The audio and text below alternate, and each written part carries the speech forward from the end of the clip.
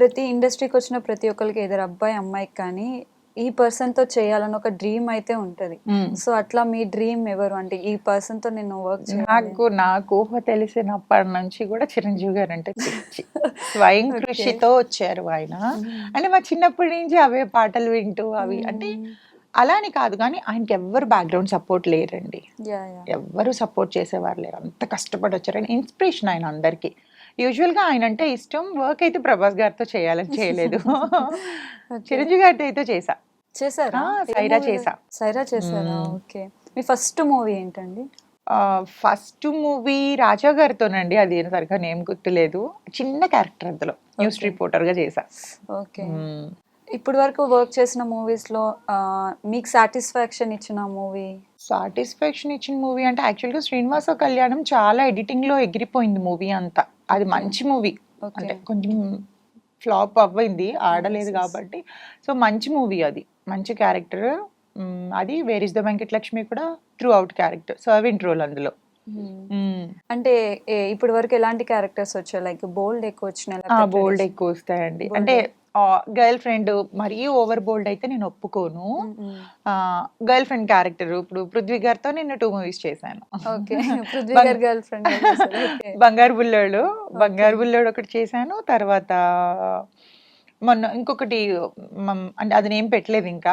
So half లో ఆగిపోయింది అనమాట. అదొకటి చేశాను ఆయనతో. ఓకే. అంటే ఈ క్యారెక్టర్ వస్తే నాకు పక్కా నేను చేస్తా అన్న క్యారెక్టర్ ఏమైనా ఉందా మీకు? నాకు సస్పెన్స్ అండ్ థ్రిల్లర్స్ ఇష్టం. అండ్ వదిన క్యారెక్టర్ లెంతీ చేయాలని ఇష్టం.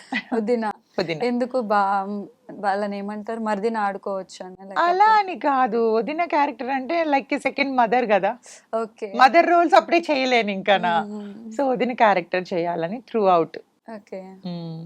వదిన క్యారెక్టర్ వస్తే పక్కా వినయ్ చేస్తారు. విజయ్ రామాలో ఆమె ఉంటది కదా, ఆహా, స్నేహ గారు. అచ్చా, అచ్చా. అట్లాగా అంటే కొంచెం మంచి రోల్ ఓకే.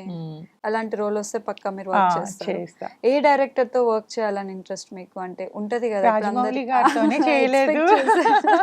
ఆయనతోనే చేయలేదు. సురేందర్ రెడ్డి గారితో చేసా. ఓకే. ధ్రువ. బోయపాటి గారితో బోయపాటి గారితో చేసా. చేశారు. బాలకృష్ణ గారితో వస్తే చేస్తారా? అదే చెప్తున్నానండి. ఎందుకు చెయ్యము?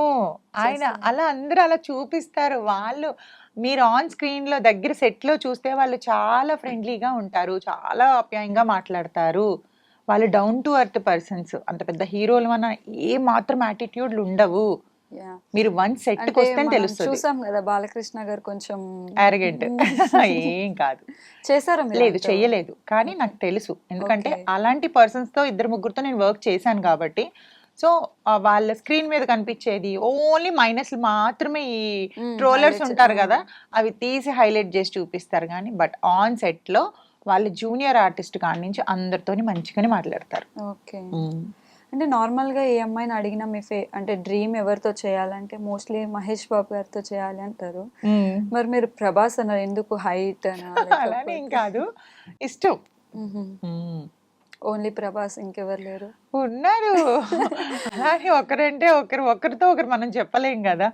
ఎవరితో ఉంటే వాళ్ళతోనే చేస్తాం. బట్ నేను హీరోలతో చేసే ఆ పీరియడ్ వెళ్ళిపోయింది. మెయిన్ పెద్ద మైనస్ ఏంది అంటే నాకు హైట్ మ్యాచ్ కాదు. అయితే ఫుల్ కామెడీ పెట్టాలి, అదర్వైజ్ లేకపోతే ఈక్వల్ గా పెట్టాలి. సో మీ లైఫ్లో ఒకవేళ ఒక టైం వచ్చింది, ఇది నా లాస్ట్ డే, ఎవరికైనా థ్యాంక్స్ చెప్పాలి అనుకుంటే ఎవరికి చెప్తారు? దేవుడికి చెప్తా. దేవుడికి చెప్తారు. ఎందుకు ఇంత బ్యూటిఫుల్ లైఫ్ ఇచ్చినందుకు? అలా అని కాదు, నాకంటే లేని వాళ్ళతో పోల్చుకుంటే నన్ను బెటర్ పొజిషన్లోనే ఉంచాడు దేవుడు. అంటే నాతో పాటు చూస్తే తిండి లేని వాళ్ళకు కూడా ఉన్నారు. వాళ్ళతో పోల్చుకుంటే మనం బెటర్ పొజిషన్లో ఉన్నాం కదా. సో ఎవరికి చెప్పాలి? గాడ్కే థ్యాంక్స్ చెప్పాలి. వచ్చే క్షణం మంది కాదండి. మనం ఈరోజు ఇంత హ్యాపీగా మంచిగా తిని పడుకుంటున్నాం అంటే ఎంతో మంది డబ్బున్నా నిద్రలేని రాత్రులు ఎన్నో గడుపుతున్నారు. వాళ్ళతో పోల్చుకుంటే దేవుడు మనకి మంచి హెల్త్ ఇచ్చాడు, మంచి బ్యూటీ ఇచ్చాడు, మంచి ఆఫర్స్ ఇచ్చాడు, మంచి బట్టలు ఇచ్చాడు. ఇవన్నీ ఇస్తున్నందుకు మరికి థ్యాంక్స్ గాడ్కే కదా చెప్పాలి. మీరు ఇలా చెప్తుంటే నాకు వెంకటేష్ గారు గుర్తు వస్తున్నారు. ఆ మూవీలో ఆయన చెప్తారు కదా, తినడానికి తిండి. అదే అంటున్నాను. నేనైతే మనుషులకి ఏం రుణపడి లేను, నేను దేవుడికే రుణపడి ఉన్నాను. ఎవరికైనా సారీ చెప్పాలి అని అనుకుంటే? నేను అంత పెద్ద మిస్టేక్స్ ఎవరికి చేయలేదండి ఇప్పటి వరకు. తెలియక కూడా నేను తప్పు చేయను. రిగ్రెట్ అయ్యే నేను సిచ్యువేషన్ అదే అంటున్నాను. ఎవరినన్నా ఇన్ కేస్ కోపం మీద ఒక మాట అన్నా హాఫ్ అన్ అవర్లో అయ్యో అనవసరంగా అన్నానేమో అని, arrogant గా మాట్లాడానేమో. ఉన్నారు కొంతమందికి అట్లా మాట్లాడకపోతే ఇండస్ట్రీలో కుదరదండి. మనం అందరితోని స్వీట్ గా మాట్లాడితే ఇది లూజ్ అన్న టాక్ వచ్చేస్తుంది. మనం ఎవరితో ఎలా మాట్లాడాలో అలానే మాట్లాడాలి. మిమ్మల్ని ఫస్ట్ అంతా చూస్తున్నప్పుడు ప్రియాలానే ఉన్నారు కానీ చూసే కొద్దీ వర్షాలాగా కనిపిస్తున్నారు ఏ నాకు. వర్ష జబర్దస్త్ వర్ష. చాలా మంది అలా అన్నారు కొంతమంది. లైక్ ఇప్పుడు మాట్లాడుతున్నాను కదా ఈ యాంగిల్ లో మీరు పెడుతుంటే నాకు సేమ్ అలానే కనిపిస్తున్నారు మీరు. తనలా అంటారు కొంతమంది, సమంత అలా ఉన్నాను అంటారు. యా యా ఐబ్రోస్ ఐస్ చూస్తేనేమో తనలాగా అనిపిస్తారు, నోస్ చూస్తే వర్షలాగా అనిపిస్తున్నారు. నోస్ తెలుసు నాకు తను. ఎవరు వర్ష? వర్ష తెలుసు. వర్ష హిమజ మేమంతా ఒకప్పుడు ఫ్రెండ్స్. ఓకే. మళ్ళా సీరియల్ ఏమన్నా మంచి రోల్ వస్తే యా నెగిటివ్ రోల్ అయితే చేస్తా అంటే. నెగిటివ్ రోల్ ఎందుకండి? మోస్ట్లీ చాలా మంది నేను సీరియల్ ఆర్టిస్ట్ అడిగితే నెగిటివ్ రోల్ చేస్తాను. నెగిటివ్ రోల్ చేస్తే మీరు తొందరగా ఎస్టాబ్లిట్ అవుతారు. ఓకే. మీ ఇప్పుడు కార్తీక దీపం సీరియల్ ఆమెకి వచ్చిన పేరు శోభిత శోభితకు వచ్చిన పేరు హీరోయిన్ కూడా రాలేదు. ఆమె ఎప్పుడు ఏడుస్తూనే ఉంటుంది. సో అంటే అండి యాక్టింగ్ బాగా ఎక్కువ మనం ఫోకస్ చేసి చేయొచ్చు నెగిటివ్ రోల్ అయితే. ప్రెషర్ కూడా ఎక్కువ ఉంటది. ఈవెన్ హీరోయిన్ రోల్ అయినా కానీ అలానే ఉంటది కదా, లైక్ ఏడవడము, కొంచెం హ్యాపీనెస్. ఈ హీరోయిన్ కి ఎక్కువ ఏడవడమే ఉంటది. నెగిటివ్ రోల్ కనుకోండి మంచి కన్నింగ్ లుక్స్ అవన్నీ. ఈ రోజు మార్నింగ్ కూడా నా ఫ్రెండ్ నాతో అదే అనింది, నువ్వు ఏడవడం నేర్చుకో అద్దం ముందుకు. ఇఫ్ ఇన్ కేస్ ఒకవేళ మెయిన్ లీడ్ అవసరం లేదు, గ్లిజరిన్ అప్లై చేస్తారు ఆటోమేటిక్. అవసరం కూడా లేదండి. నా లైఫ్ లో జరిగింది గుర్తు తెచ్చుకుని ఆటోమేటిక్ గా అవే వచ్చేస్తాయి అనమాట. ప్రతి ఒక్కరికి ఉంటాయండి, పాస్ట్ ప్రెసెంట్ అందరికీ ఉంటాయి.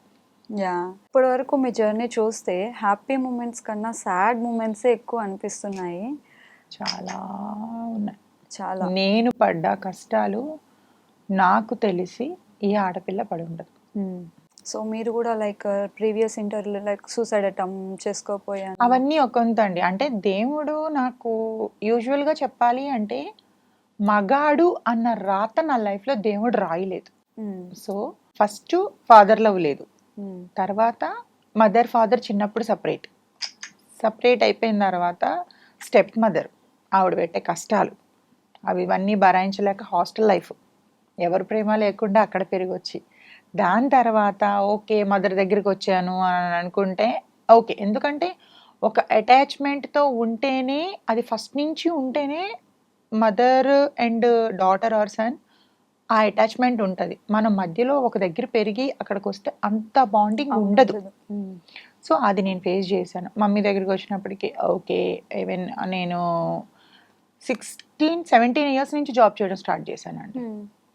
ఫస్ట్ మీ శాలరీ ఎంత అండి? అంటే ఫస్ట్ నా శాలరీ 1000 రూపీస్. ఓకే. ఏం రాదు, 1000 రూపీస్. ఎందుకంటే నాకు క్లాతింగ్లోనే చాలా ఐడియా ఉంది అనమాట. నేను చేసిందే క్లాత్ షాప్లో, పెద్ద షోరూమ్స్లోనే చేసా. అది సేల్స్ గర్ల్ నుంచి నేను వెళ్ళింది మేనేజర్ వరకు వెళ్ళా. అక్కడికి చేశాను, జాయిన్ అయ్యాను. ఎందుకంటే నాకు చాలా గ్రాస్పింగ్ పవర్ ఎక్కువ.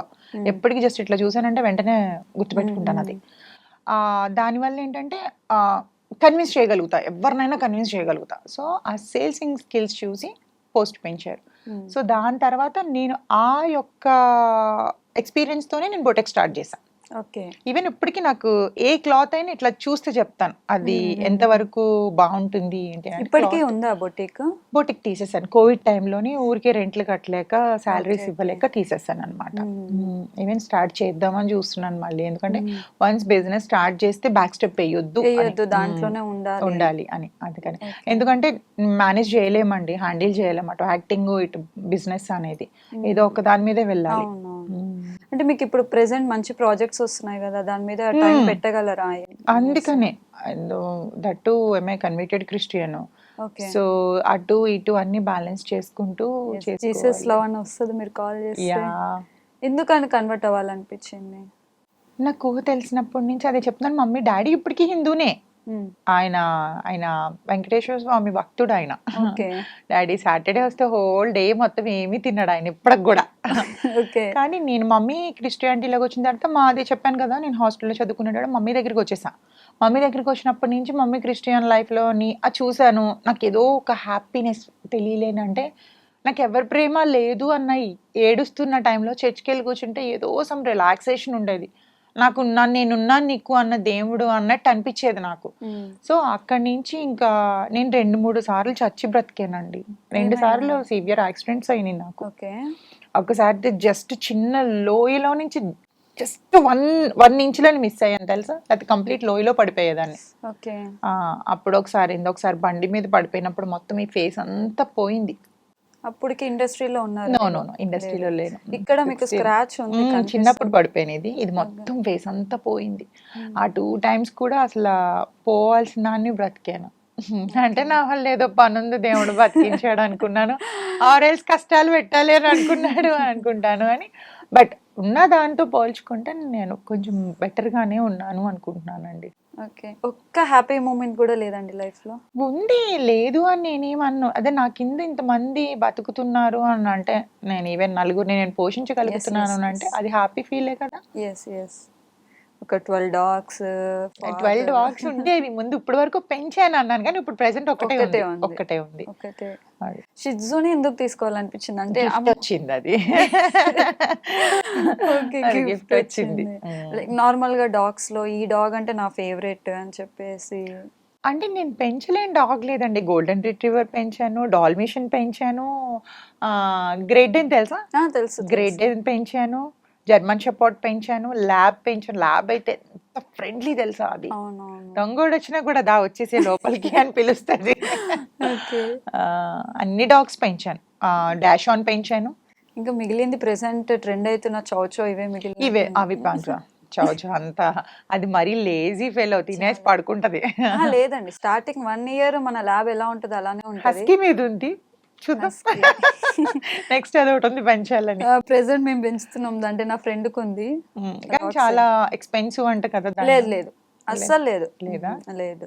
సేమ్ మన ప్రీవియస్ ల్యాబ్స్ అవి ఎట్లానో సేమ్ హస్కీ కూడా అంతేనా? కాకపోతే పెట్ ఒకటే కొంచెం ఎక్స్పెన్సివ్ ఉంటది కానీ రిమైనింగ్ అంతా మనది ఎట్లానో అంతే. కానీ ఒక తెలియలేని రిలాక్సేషన్ ఉంటది డాగ్స్ ఉండేసరికి. ప్రేమగా వచ్చి ఇట్లా నా ఫ్రెండ్ డాగ్ ని తీసుకోవడానికి కూడా కారణం అదే. మంచి రాడ్స్ దిగాయి మా ఫ్రెండ్ కూడా. సో ఇంక ఇదంతా వద్దు, అమ్మాయిలు వద్దు, ఏం వద్దు అని చెప్పి ఒక ఫిమేల్ డాగ్ ని తెచ్చుకున్నాడు, ఒక అర్జున్ రెడ్డి 2.0.